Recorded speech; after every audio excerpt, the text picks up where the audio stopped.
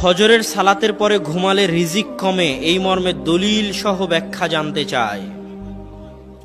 রাসূল সাল্লাল্লাহু আলাইহি ওয়াসাল্লাম বলেছেন, ইন্নাল্লাহা জাআলা লিহাদিহিল উম্মাতা আল বারাকাতা ফি বুকুরিহা, আল্লাহ আমার উম্মতের জন্য বরকত রেখেছেন সকালে।